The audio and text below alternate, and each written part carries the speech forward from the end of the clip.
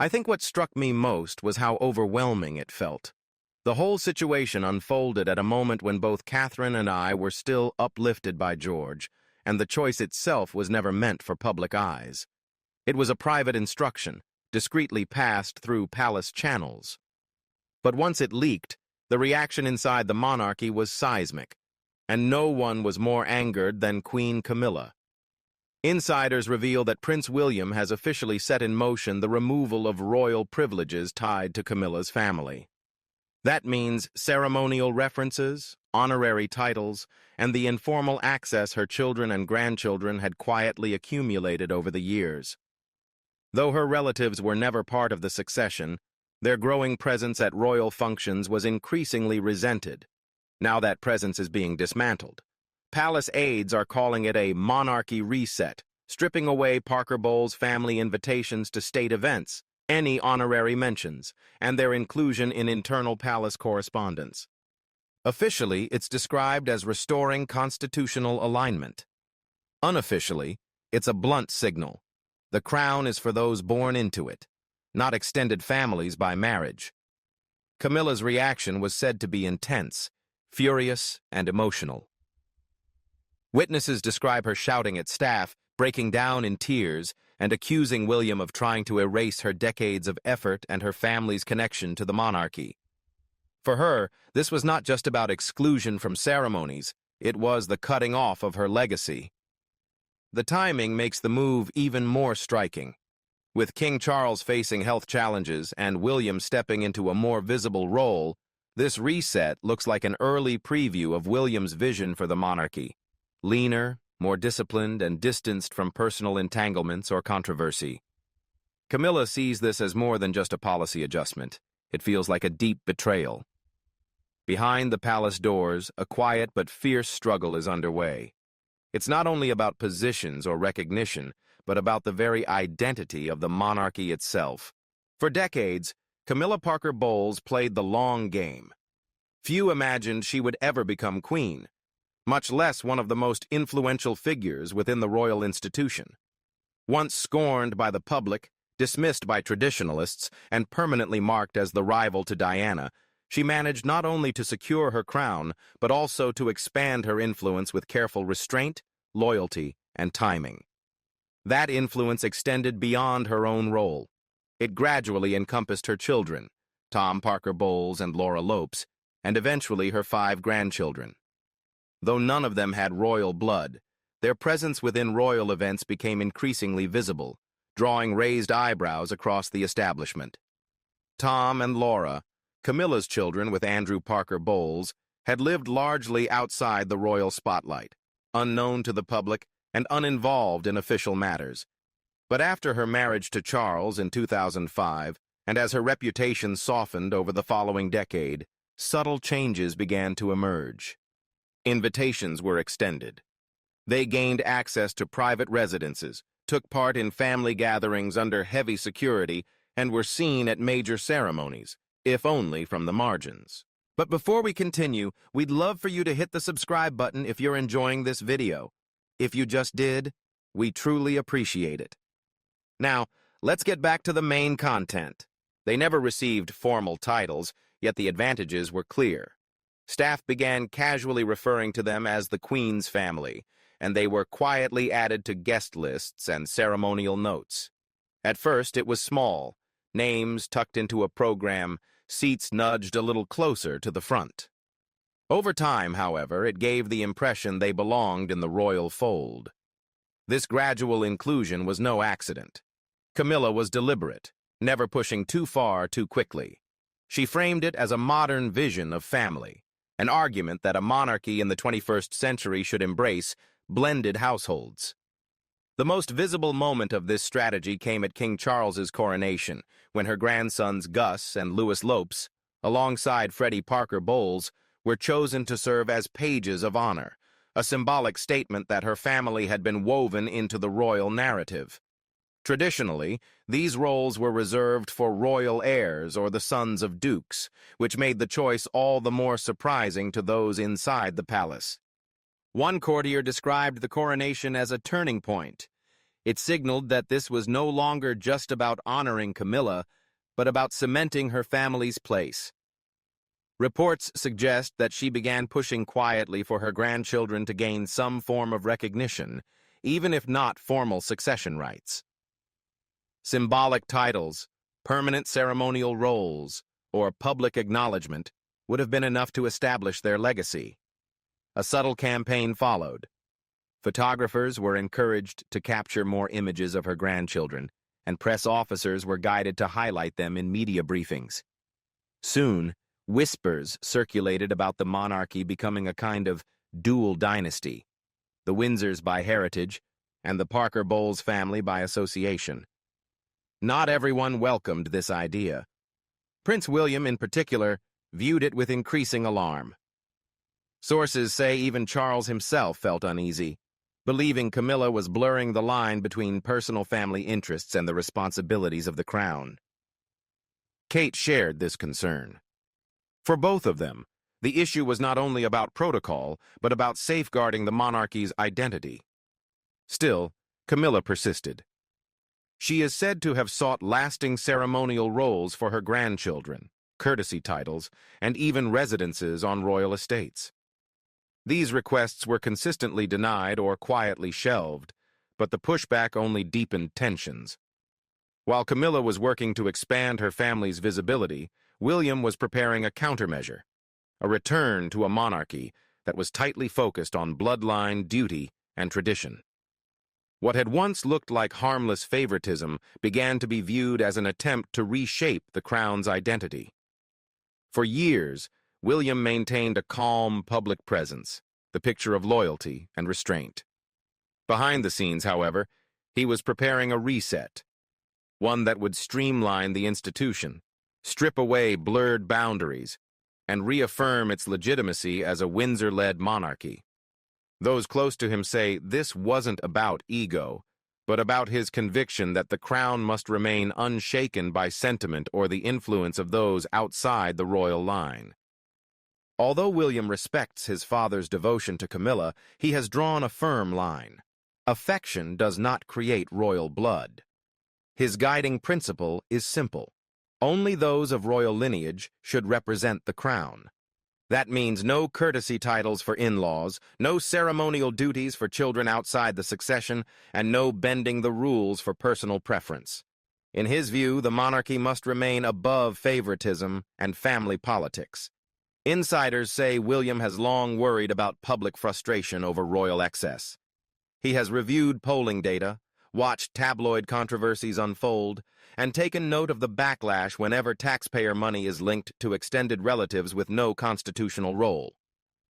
His strategy echoes the model once championed by Prince Philip and Queen Elizabeth II, a smaller, more defined royal corps built around the sovereign, direct heirs, and working royals carrying out official duties. Nothing more. As William steps more into the spotlight, he has begun implementing this vision carefully but decisively. Internal directives quietly reshaped ceremonial rosters, reassigned duties, and excluded those not directly tied to the line of succession. Soon after, public measures followed.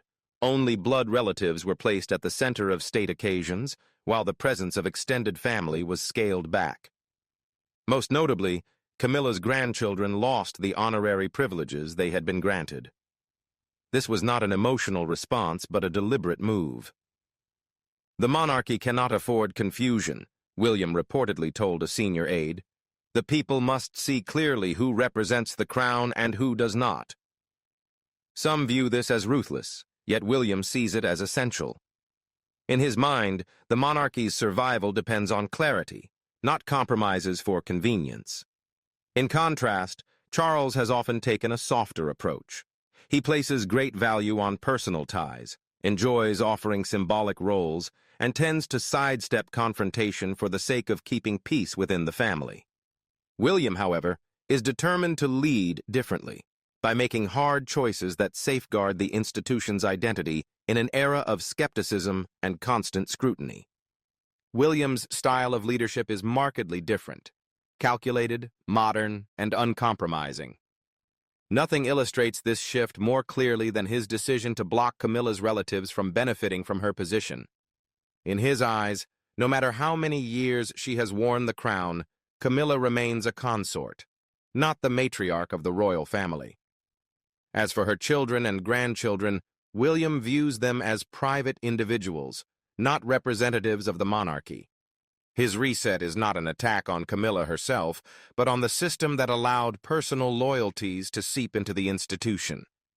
He does not envision a court shaped by sentiment, but an institution rebuilt on discipline, credibility, and focus. For Camilla, the blow was devastating. Those present at Clarence House described the atmosphere as explosive when the news reached her. The calm elegance of her residence was disrupted by a storm of anger and disbelief. Outbursts of this kind are rarely acknowledged publicly, but aides insist this one could not be ignored. When she was informed of William's directive to strip her children and grandchildren of all honorary privileges, she reportedly broke down, demanding answers and lashing out at staff. Her words, according to those who heard them, were filled with shock and grief. After years of effort, she felt erased in a single decision. What wounded her even more was the manner in which the decision was delivered. There was no private discussion, no courtesy warning from William.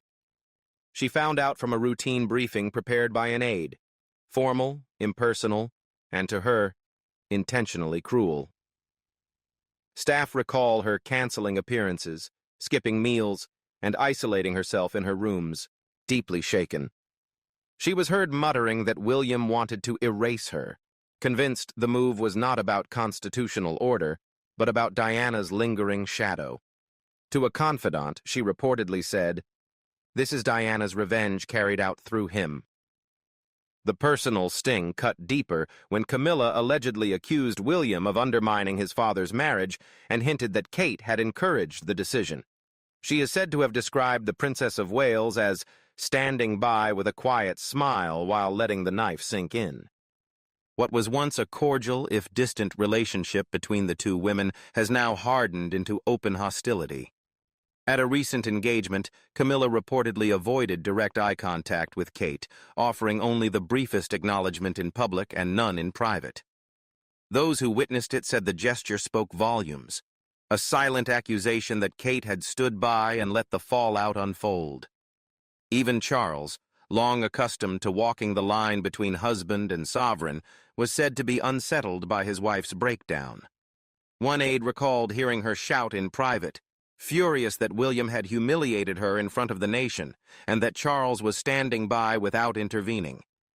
Torn between his wife's anguish and his son's tightening grip on the future of the monarchy, Charles gave no immediate reply. Insiders believe it was the silence, more than the decision itself, that cut deepest for Camilla. She had expected him to push back, but at some level knew William's authority was already expanding. For Camilla, the issue was never just ceremonial access or honorary mentions. It was about legacy. She had come to believe she had secured her place as more than a consort, as a lasting part of the royal narrative. Now that belief is being unraveled piece by piece through William's determination to remove her family from royal privilege. This has become one of the most painful conflicts of Charles's reign, a quiet but corrosive struggle between his wife and his heir. Friends of the king describe him as drained and conflicted, pulled between love and duty. Unlike his mother, Elizabeth II, who was known for restraint and distance, Charles is seen as more emotional and conflict-averse. But William's campaign has forced him into a corner. Camilla's anger, feelings of betrayal, and sudden retreat from public life have added to the burden of a king already under heavy scrutiny and facing health challenges. What weighs most on Charles, advisors say, is William's refusal to soften. In a private conversation, William reportedly told his father that the monarchy is not a family of in-laws and extras, but of direct lineage, and that he would not allow those boundaries to be blurred. The exchange was said to be painful. Charles asked him at least to deliver the decision quietly, without leaks or visible rifts. William declined, insisting that openness was deliberate, that clarity, even when harsh, mattered more than preserving appearances. "It's not personal," he is said to have told his team. William has made it clear that institutions survive by drawing firm boundaries, especially in dynasties like the monarchy. That boundary now cuts directly through the royal household. Camilla, feeling abandoned by her husband's silence, has reportedly begun to pull away. She has skipped strategy meetings, delayed official correspondence, and avoided direct contact with William and Kate. Privately, she views Charles's lack of intervention as silent approval of his son's actions. To friends, she has complained that after years of supporting Charles through scandal, he has stood by while her family was cut out of royal life. Some courtiers quietly sympathize, acknowledging that while her grandchildren were never royal by birth, they had nonetheless become part of the story during Charles's reign. Others, however, see William's decision as a necessary correction after years of blurred lines and indulgence. What cannot be ignored is the shift in power. According to one senior advisor, William is already acting like the sovereign. Charles recognizes it, but he cannot bring himself to choose between his son and his wife. The dilemma is clear. Does he align with Camilla's vision of a more inclusive, blended monarchy, or embrace William's insistence on preserving a crown rooted in direct succession? For now, Charles remains silent. But silence in the palace rarely lasts. The changes are already being implemented. Camilla's family's privileges are no longer acknowledged in official records. What began as whispers of William's frustration has become a systematic reform of royal access. The first signs came quietly. Camilla's grandchildren, who had played visible roles at Charles's coronation, were absent from the guest list for an upcoming state banquet, without explanation. Then came the internal memo circulated across departments. Relatives of the Queen Consort outside the line of succession would no longer be granted ceremonial roles, honorary positions, or recognition in official documents. In the end, Camilla's children and grandchildren were completely removed from the royal framework. No seats in the royal box, no ceremonial roles, no acknowledgments in the press, and no chance of receiving titles or honors, even in a symbolic capacity. The message was unmistakable. They were never part of the monarchy, and now that fact would be plain for all to see. Insiders say Prince William took charge of the process himself, insisting it be done with professionalism but with no ambiguity. "This isn't punishment, it's preservation," he reportedly told staff. "Our duty is to the crown, not to feelings." The changes reached beyond ceremony. Security arrangements that had previously been extended to Camilla's grandchildren were scaled back to the level of private citizens. Invitations to charitable galas and public functions were canceled, and organizers were instructed to route all future requests through palace communications. One subtle yet symbolic change stood out to royal watchers. The official royal family website was updated, and the section once referencing Camilla's family quietly disappeared.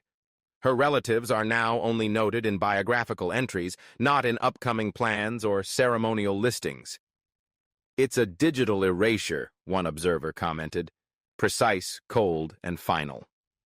The mood at Clarence House has reportedly turned heavy. Camilla, who once believed her family would be acknowledged for standing by the monarchy during turbulent years, now feels dismissed and written out. She has turned to trusted advisors and media contacts, weighing whether to shape a legacy for her family outside of the Windsor institution. To one confidant, she reportedly said, "If they refuse to remember us with grace, then they will remember that we didn't fade away quietly." Meanwhile, the palace moves forward as if nothing has changed. Planning for major events such as next year's Trooping the Color and Garter Day is already underway, with guest lists featuring only Windsor descendants and working royals. The Parker Bowles family is no longer included. Some within the palace believe William's actions, while severe, are bringing back order to an institution that had drifted off course. Others fear the personal toll is too great, that another family bond has been broken, one that may never be repaired. William, however, shows no sign of regret. The monarchy he envisions is not about comfort, but about endurance. In his view, Camilla's family was a temporary presence, now firmly removed. The message is unmistakable. They were visitors, and the doors have closed.